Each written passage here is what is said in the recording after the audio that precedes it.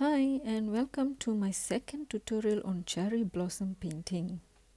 So my previous tutorial was on painting a cherry blossom alley based on an actual spot in Luxembourg.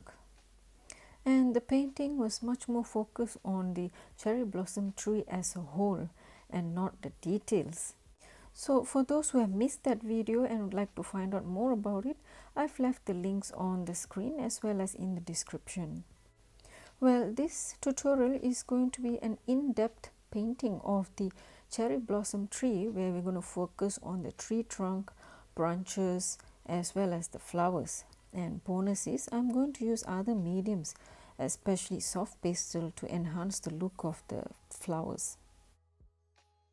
So these are the reference photos taken from my very own phone. So similar to the previous tutorial, once again I'm going to make this painting on an A5 sized watercolor paper, but the orientation is portrait. So to kickstart, I am mixing some viridian, which is a bright green, mixed with some cerulean blue to get that bluish green hint. And I'm going to use this entire mixture to paint the entire paper as a background. You can have your own choice of blue colors.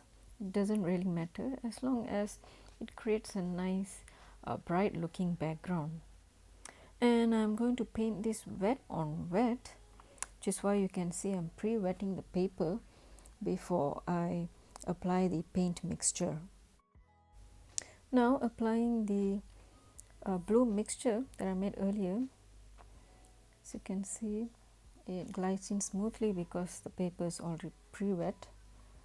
And not to worry too much about your brush strokes, because at the end of the day it's just a background and our main subject painting is going to cover up about 90%, 85 to 90% of the paper.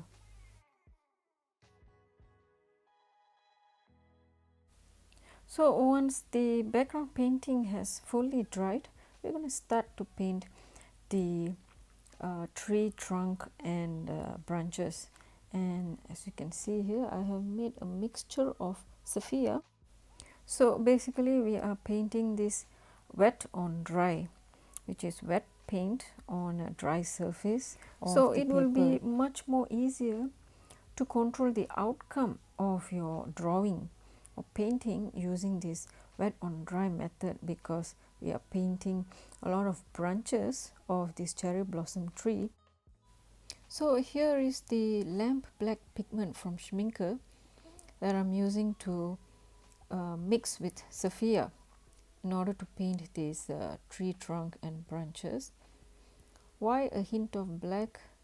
The reason for it is because generally cherry blossom trees have got very dark looking or dark colored tree trunk. So by adding in the black, it will help you to achieve the color quite easily. And coming back on the topic of wet on dry painting technique, you can achieve a very crisp looking lines, especially in this particular painting where tree branches are involved. You want it to be very crisp, which is why you're supposed to avoid any wet on wet technique. So in order to have a proper control of your brush when you're painting a bigger surface, as you see here on the tree trunk, you can use the entire brush and make the brush strokes, whereas when it comes to painting the branches, you can use the tip of the brush to make your brush strokes. And in order to paint an even smaller twigs on the branches, you can use a smaller tip brush, especially a rigger or script brush would be more helpful. And notice I have left some gaps in between while painting the twigs and branches, and these gaps will be filled with some of the flowers that I'm going to paint later on. And at this point of time, notice that I have started to use the script or rigger brush to draw the finer tweaks, and you can see clearly that it is much more easier to draw these finer tweaks using this script brush. Just make some random strokes using this script brush to achieve a very natural look. It doesn't have to be perfect, but you can make various strokes at different angles to make the tree branches and twigs look more interesting and realistic.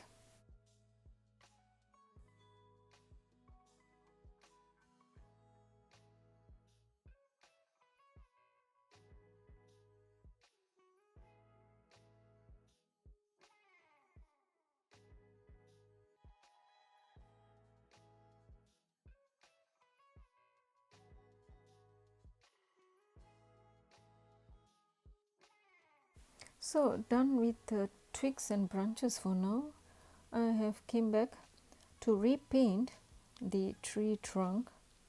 So I am reapplying the paint mixture of sapphire and lamp black, just casually repainting the areas that have faded as the painting dries. So moving on, I thought of adding some extra colors to the tree trunk, and I've decided to use a little bit of olive green onto one part of the tree trunk, since tree trunks usually have some mold or some other green elements growing on them. Though you can't see on the screen at the moment, but if you would like to skip this, feel free to do so. It's not compulsory. I just thought of experimenting the olive color into this dark sapphire and black mix.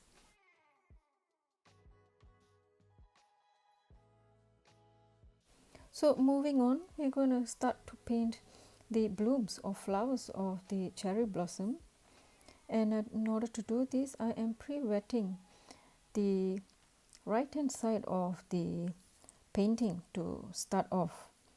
And not to worry if some of the paints from the twigs and branches painting gets reactivated. It's quite normal since we just painted moments ago.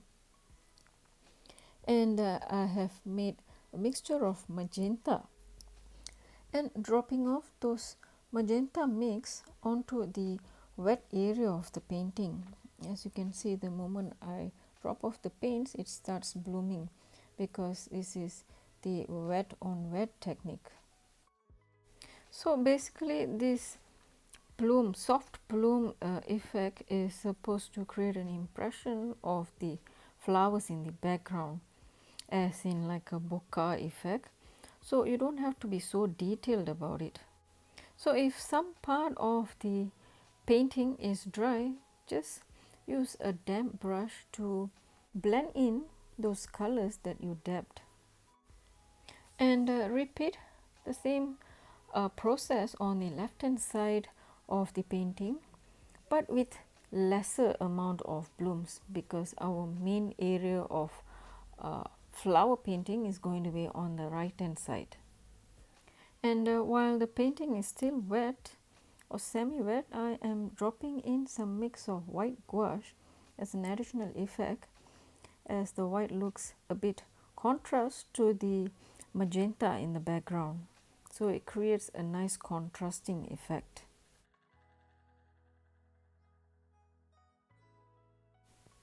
So once the painting is fully dry, we can start to paint the detail flowers. And in order to do this, I am going to use soft pastels, and the colors that I've chosen to use is dark magenta and white.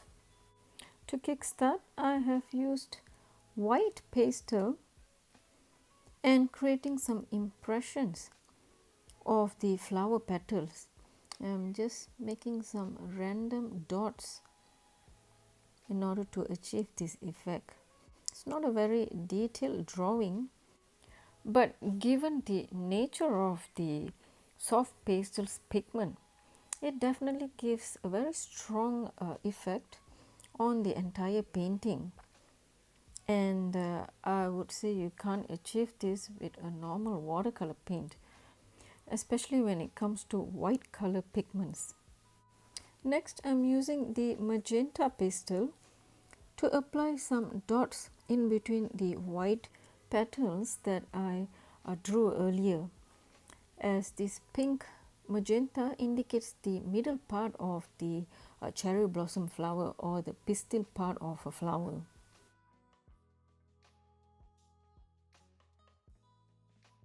So keep drawing these white petals of the cherry blossom, especially focusing on the right hand part of the painting.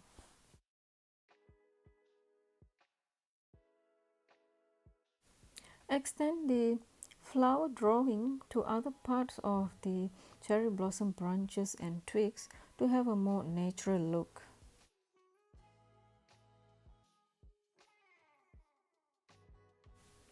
You may also use your fingers to randomly blend in some of the petals.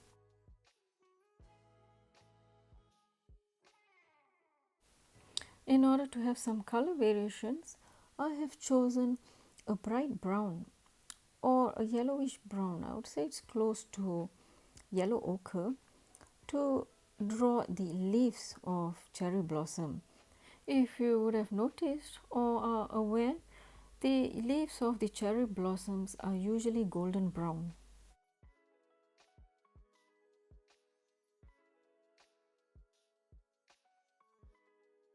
Next, I am going to use a pastel pencil with the color black to fine tune the existing tree branches or even add some additional twigs. I am using Caran d'Ache pastel pencil series. You can use any pastel pencil of your choice. In fact, you can even use watercolor pencils.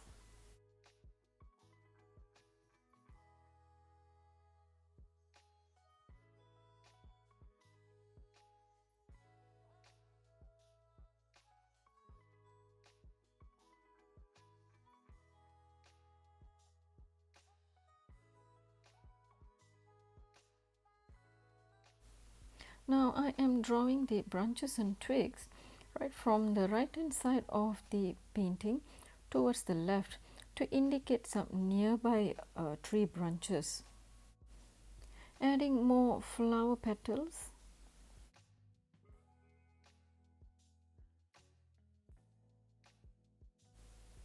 and extending more flower drawings on the other parts of the painting to create a more fuller look of this entire cherry blossom tree.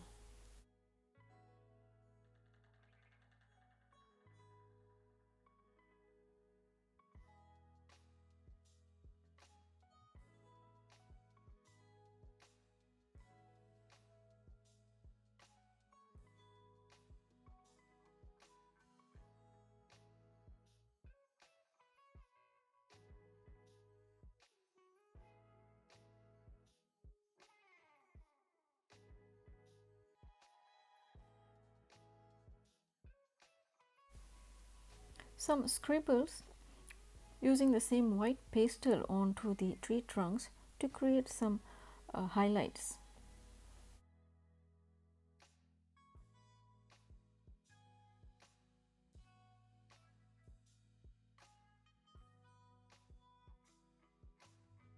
Just to add some color variation, I am using an olive green pastel on the tree trunk once again.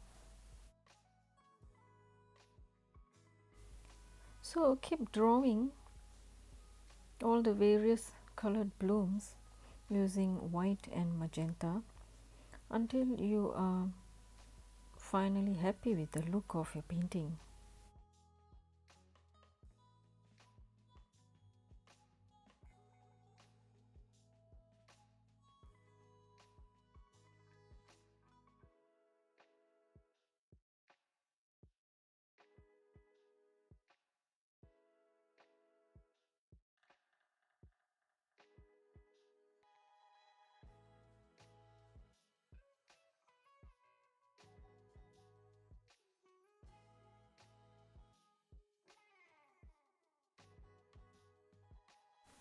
Now I think I'm quite happy with the outcome of the blooms that I've drawn with the soft pastel.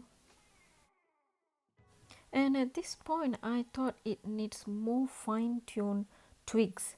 So in order to do that, I am using this Stabilo wet ink pen with a fine tip, and it's much more easier to just draw those fine lines in without much hassle.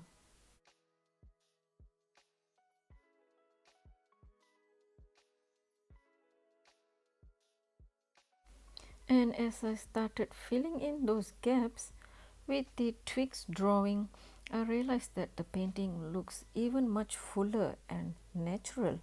What do you guys think?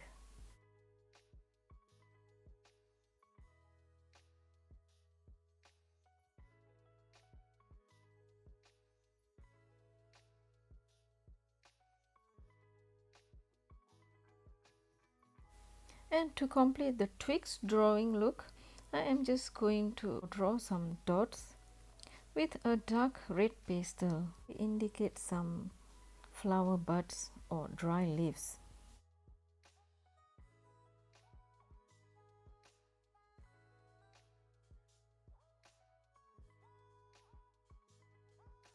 Just remember that these color variations adds more value to your entire painting.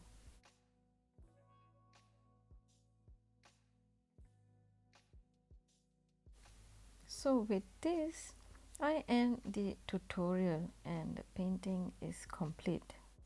So do you like the outcome of this painting using various mediums and comparing it side by side with the reference photo? Do you think I've done justice? Let me know your thoughts in the comment section. And I also hope you'll attempt to make this painting. And for those who haven't subscribed, do like, share and subscribe, as well as hit the bell icon for the latest updates from my channel. So once again, thanks for your support and bye.